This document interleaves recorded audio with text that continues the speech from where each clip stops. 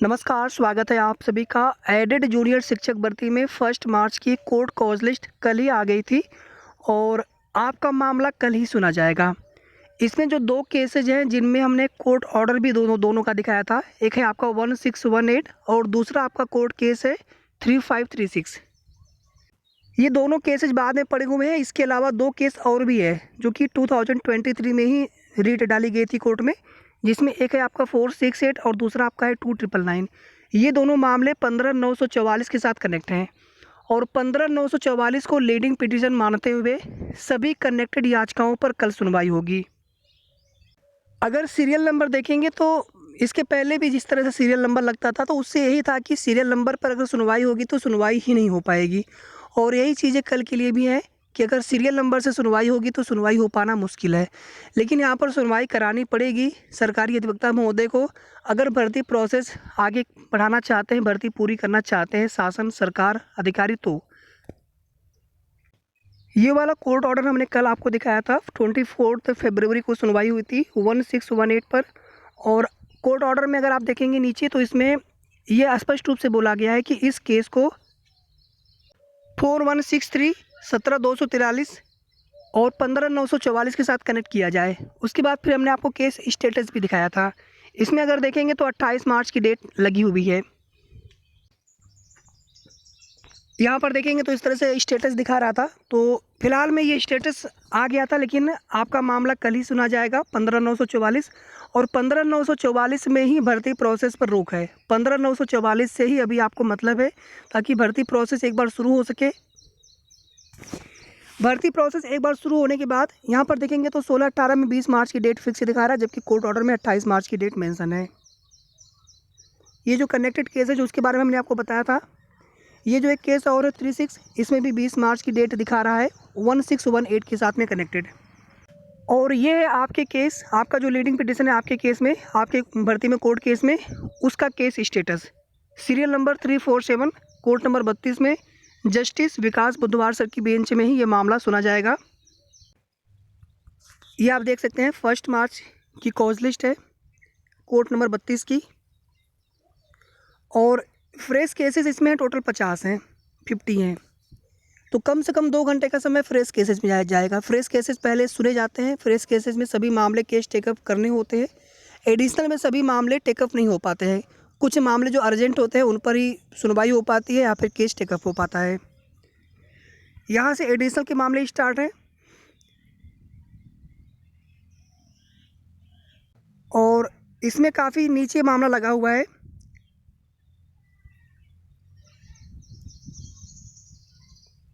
इसके पहले 3307 पे मामला लगा हुआ था और कल के लिए 3347 पे मामला लगा हुआ है।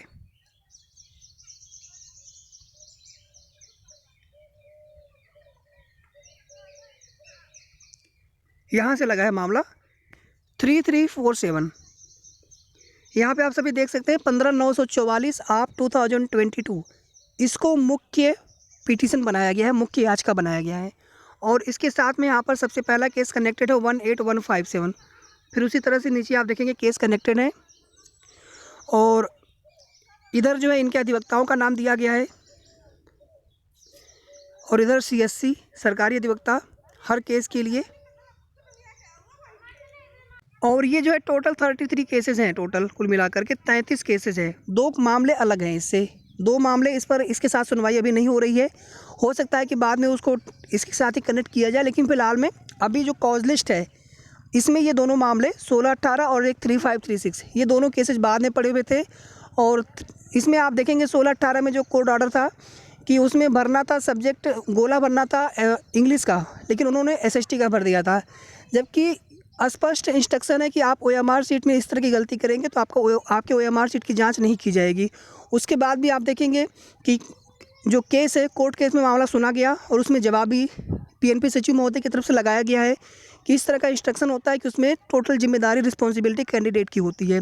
तो जो इंस्ट्रक्शन के आधार पर ये जवाब लगाया गया था, अब उसमें एक 60 एफिडेविट मांग लिया गया है कोर्ट की तरफ से नेक्स्ट डेट में। यानी कुल मिलाकर के डबल गोला वाले मामले की तरह है। हालांकि कुछ अभ्यर्थी क्या किए होंगे कि उसमें गोला मिटाए नहीं होंगे और कुछ अभ्यर्थियों ने गोला मिटा दिया था। तो ये थोड़ा सा डिफरेंस हो सकता है, लेकिन मैटर वही है। यहाँ पर देखेंगे 2 केसेज हैं जो 2023 वाले इसमें कनेक्टेड हैं, 2999 और 468। बाकी कुछ केसेज इसमें 2022 वाले जो पड़े हुए थे, और कुछ केसेज हैं 2021 वाले भी कनेक्ट हैं।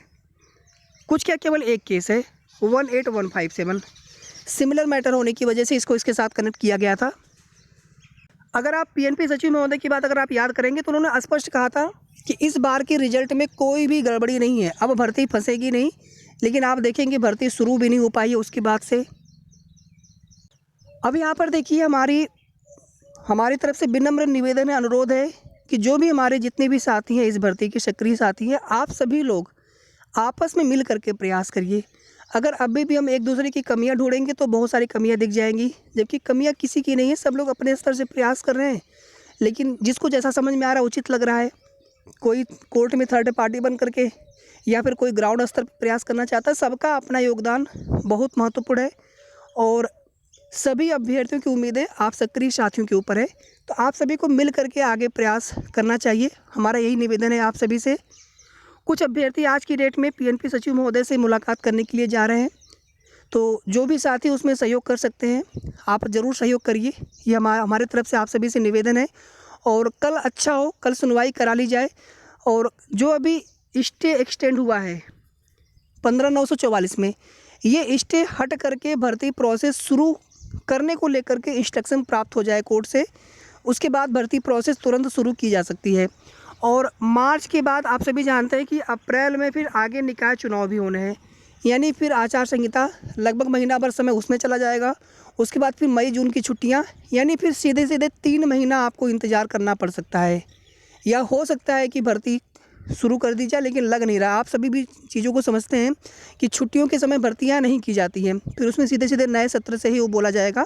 तो इसी मार्च के महीने में अगर आपकी भर्ती हो जाए तो बहुत अच्छा है। और इसके लिए साथियों अभी भी समय है कि हम एक दूसरे के ऊपर कोई भी आरोप प्रत्यारोप न लगाएं। हम सीधे सीधे ये सोचें कि वो भी हमारे अभ्यर्थी, हमारे जूनियर एडेड परिवार के 90-97 पास अभ्यर्थी हैं और चाहते हैं कि भर्ती पूरी हो। तो यहाँ पर सभी को मिल करके प्रयास करना होगा। पहले क्या हुआ, उन सब बातों को छोड़ते हुए, उन सब बातों को पीछे छोड़ दीजिए। यहाँ पर अभी से मिल करके प्रयास करना होगा। बाकी सुनवाई को लेकर के अगर यहाँ पर सरकारी अधिवक्ता महोदय चाहेंगे तो सुनवाई 100% करा ली जाएगी। मामला नीचे क्यों लग रहा है, इसके पीछे का तो कारण समझ में नहीं आ पा रहा। मामला ऊपर भी लिस्टेड करवाया जा सकता है। इसके पहले वाले डेट पे आप सुने होंगे कि 2 बजे मामले पर सुनवाई करेंगे, ऐसी भी जानकारी दी गई थी जो भी हमारे थर्ड पार्टी के साथी हैं।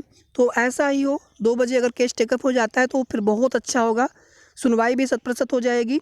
और कोर्ट से इंस्ट्रक्शन लेने की पूरी कोशिश होनी चाहिए, क्योंकि जितने भी इसमें कनेक्टेड मैटर्स हैं सभी में जवाब लगा दिया गया है एक तरफ से। कोई भी ऐसा मैटर नहीं है। अभी देखिए जो 2 नए केसेज हैं जहाँ पर अभी जवाब लगाया जाना है उनको छोड़ दीजिए, लेकिन जितने भी इसमें यहाँ पर कनेक्टेड केसेज हैं सभी में पीएनपी सचिव महोदय की तरफ से जवाब लगा दिया गया है। तो अब यहाँ पर इंस्ट्रक्शन मिल सकता है और हो सकता है केस डिस्पोज्ड ऑफ भी हो जाए।